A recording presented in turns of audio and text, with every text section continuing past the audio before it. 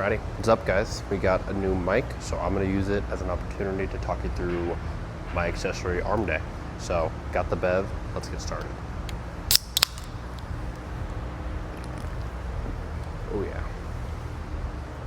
Alrighty, so first movement we have up is going to be an incline bench lateral raise. I've been doing this entire program just because I really like the pre-stretch position that I get on my delts when I'm doing these. So what you want to focus on when you're doing these is you want to have a good incline on your bench. You don't want to have it like you're doing incline bench. You almost want to have it at a level of like an incline bicep curl. So when you're doing these big chest, arms all the way back, we're bringing our arms up and out. So not fully in front of me, but not out to the side, a little bit in between. So just up and out.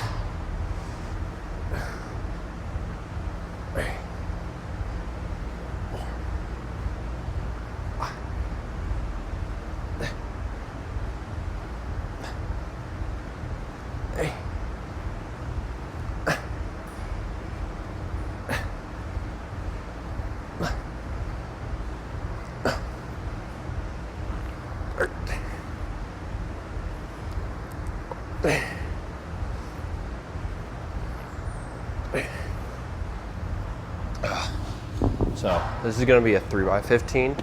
I use Versa grips just because I don't want my forearms or my grip to limit me at all. Get those arms nice up and high, control your momentum, don't swing it.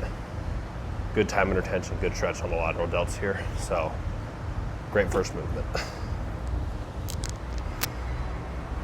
All right, so next up we'll have a 3x12 of incline dumbbell bicep curls. I do this for the same reason that I do the incline dumbbell lateral raises, as I really like that pre-stretch that I get on my biceps when I'm doing these. So same thing as before, control your reps, don't use momentum, and you want to keep a big chest. So you really want to push your chest up because it'll push your shoulders back and you'll get a better pre-stretch on your biceps.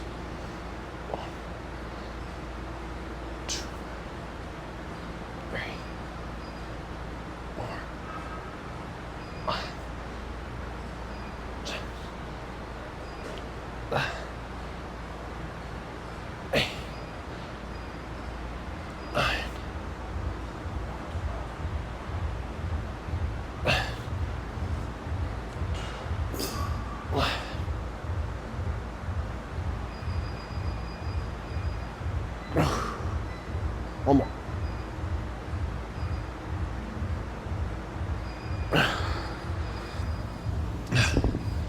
So when I'm doing my sets, my rep count is really just a range. It's something that I'm aiming for, but at the end of the day, I'm really pushing till failure on all of my sets. If I get to 12 and I feel like I have more reps in the tank, I'll do some more. If I can't hit 12, I'm also not too worried about that. I want to be within 3 reps in reserve. So ideally, I don't want to go more than 3 over or more than 3 under, because then my weight probably wasn't right and I probably need to adjust it. But if I hit 10 on one set or hit 13 on the other set, my intensity is going to be there. So that's the only thing that matters really, is are you pushing the intensity and are you getting within 3 reps of your rep range? So yeah. So next we'll have a crossbody tricep extension. I like these because I feel like it leverages my triceps really well, and I can get them into a pre-stretch position. So if you have a machine where you can use something like this to brace on, do it. But the form tip that I like to give people is imagine that you're trying to pull a knife out of your chest almost. So I'm pulling across my body, not down. So I'm going out, and don't flex your wrist in or out. Keep it in a neutral position the entire time. So you're really pushing with that tricep.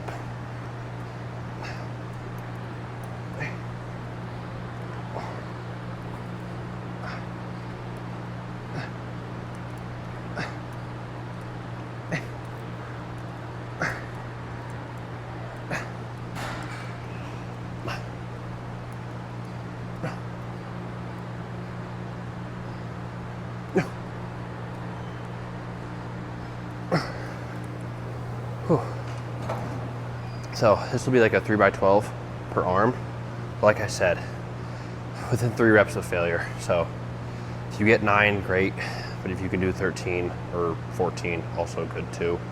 Just push it till you feel like you can't go anymore. realistically, if you feel like 12 is a good stopping point and you've reached a good intensity and got good stimulus to the muscle, stop there, but do a couple more. Why not? Whew. All right, so next up we have a cable front raise.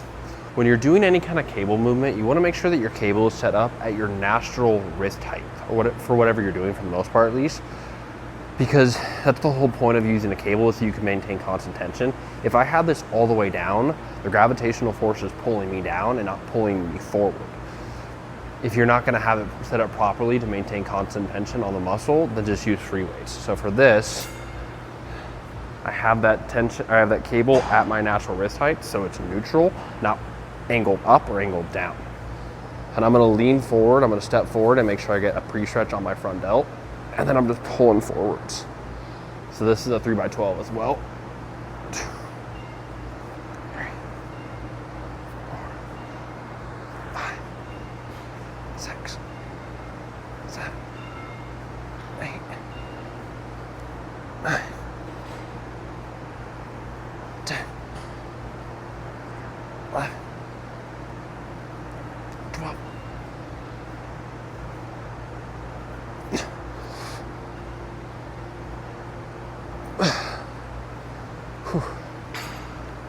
I like to use a handle attachment like this so I can just wedge it into the crease of my hand.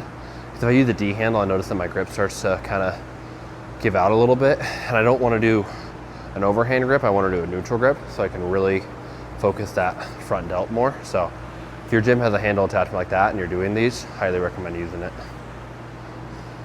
All right, so next up we got Bayesian cable curls. I wish I could do these dual arm, but my gym only, the adjustable cable pulley system that we have is just too far apart, so I just can't do it right. So I'll just do these single arm. But same thing with those front raises. I want my pulley to be at a neutral angle. So honestly, I like to position myself in front of a mirror so I can see it. This is good. I'm gonna go heavier. See how that feels. Ooh, that is going to be too heavy. Yeah, that should be good. So if you couldn't tell, I'm all about getting my muscles in most movements into a pre-stretch position. Because if you start a movement with tension on the muscle, if you start the movement with mechanical tension on the muscle, when you get physiological tension, you're gonna grow so much more because you already have tension. So big step forward. My arm is nice and behind me. That's actually still too heavy.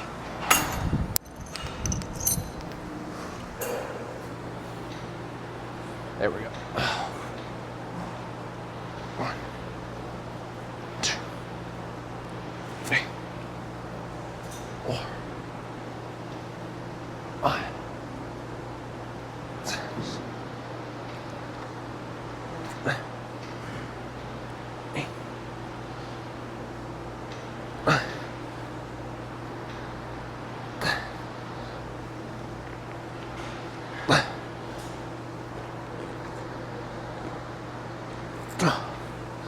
So this one is also a 3x12 per arm. Alrighty, pump cover is coming off. We're wrapping up the workout. We got about 2 more movements left. So yeah, let's take the pump cover off and check the pump real quick.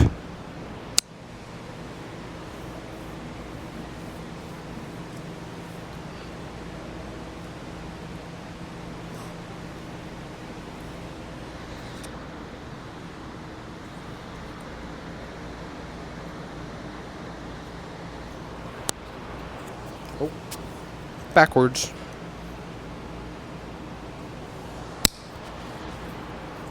There we go.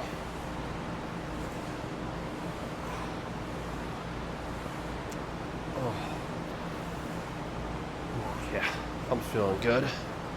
I upped my calories recently, and I have been loving it quite a lot. I feel much fuller, much more energy, also a lot stronger too.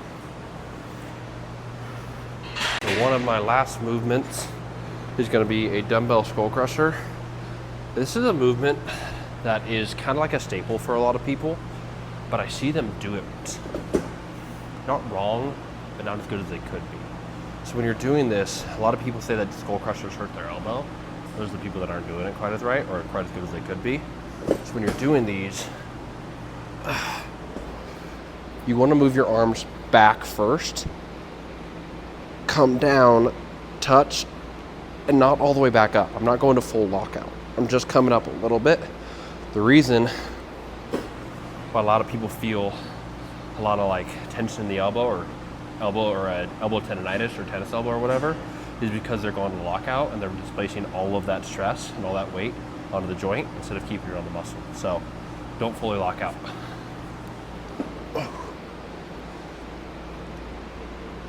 One, two, three, four, five, six, seven, eight, nine, 10.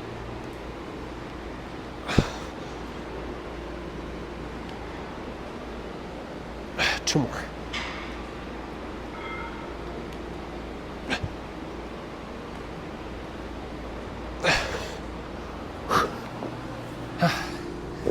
Yet again, like a 3x12, but I'm not usually hitting 12. I'm usually going over, I'm usually going under. It's really more of like a till failure type thing.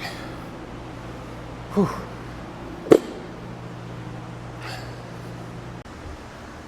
All right, so pump is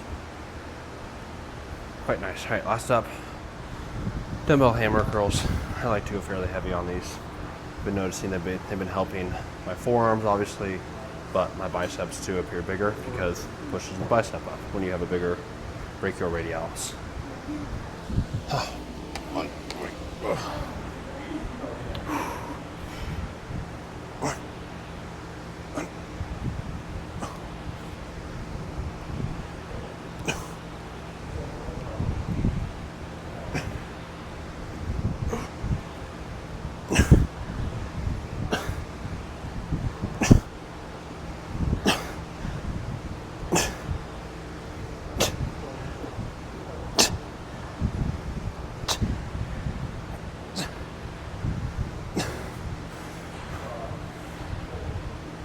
two,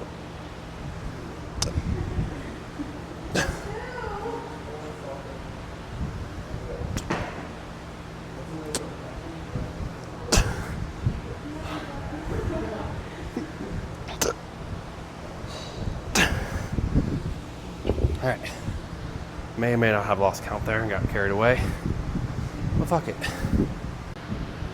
All right, so that wraps up the workout. I'm gonna do some quick posing, cardio, and then I'm done for the day.